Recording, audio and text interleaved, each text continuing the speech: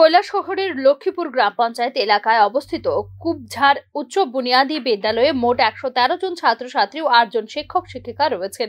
বিদ্যালয়ের একটি ঘরের টিনের ছাউনি ও দরজা জানালা প্রাকৃতিক বিপর্যয় ও চুরির ফলে সম্পূর্ণ ভগ্ন দশায় পড়ে আছে। অন্যান্য ঘরগুলিও বেহাল অবস্থায়। ফলে প্রতিদিন বিদ্যালয়ের ছাত্রছাত্রীদের মিড ডে মিলের খাওয়া বারান্দায় অথবা মাটিতে বসে খেতে হচ্ছে। বিদ্যালয়ের এই ঘরগুলো সংস্কারের জন্য বিদ্যালয় পক্ষ থেকে একাধিকবার লিখিত ও মৌখিকভাবে দপ্তরের আধিকারিকদের জানানো সত্ত্বেও দপ্তরের পক্ষ থেকে কোনো ধরনের কার্যকরী ভূমিকা নেওয়া হয়নি বলে অভিযোগ করেছেন বিদ্যালয়ের শিক্ষক ও অভিভাবকরা। পরবর্তী সময়ে দপ্তরের নির্দেশ অনুযায়ী বিদ্যালয় কর্তৃপক্ষ বিষয়টি স্থানীয় লক্ষ্মীপুর গ্রাম পঞ্চায়েতে জানানোর পর পঞ্চায়েত থেকে বিদ্যালয় সংস্কারের প্রতিশ্রুতি দেওয়া হয়। সম্প্রতি কৈলাসহর গৌরনগর ব্লকের চেয়ারম্যান এবং ভাইস চেয়ারম্যানের নেতৃত্বে এক প্রতিনিধি দল বিদ্যালয় পরিদর্শন করেছেন বলে জানিয়েছেন বিদ্যালয়ের শিক্ষক সন্দীপ দেবনাথ।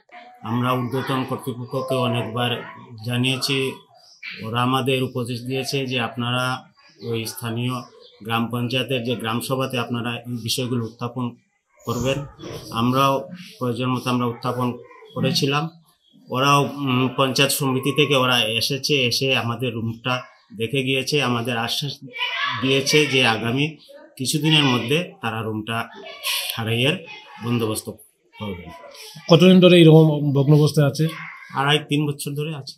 দীর্ঘদিন ভগ্নদশায় পড়ে থাকা কুবঝাড় উচ্চ বুনিয়াদী বিদ্যালয় সংস্কারে দপ্তরের প্রতিশ্রুতি বাস্তবায়নের উদ্যোগ গ্রহণ করার জন্য সংশ্লিষ্ট দপ্তর ও সরকারের কাছে আবেদন জানিয়েছেন বিদ্যালয়ের শিক্ষক ও ছাত্রছাত্রীদের অভিভাবকরা।